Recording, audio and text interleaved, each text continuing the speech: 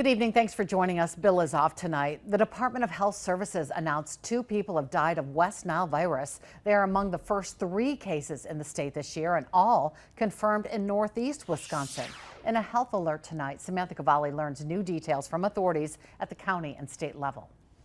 Having 2 deaths is unfortunately not that uncommon. West Nile virus can be contracted from mosquitoes who feed on infected birds and cannot be spread directly between people. Rebecca Osborne with the Department of Health Services confirms a Brown County man in his 50s and a Fond du Lac County man in his 70s were infected in July and died this month. An Outagamie County woman in her 80s is in the hospital.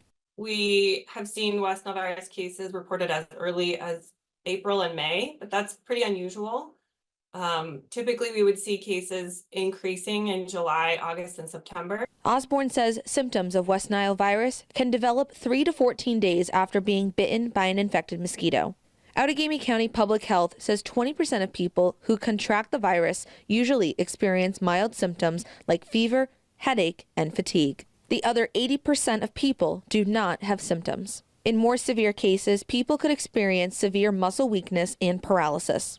Generally last, a few days to a few weeks. It can really depend on the individual.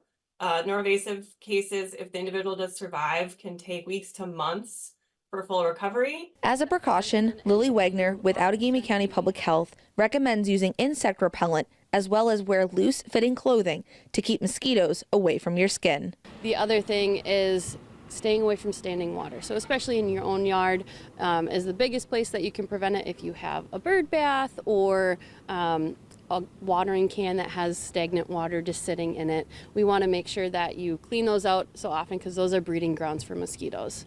Wagner and Osborne tell me that if you are feeling any of the following symptoms, to contact your primary care doctor for immediate treatment. In Outagamie County, Samantha Cavalli, Action 2 News.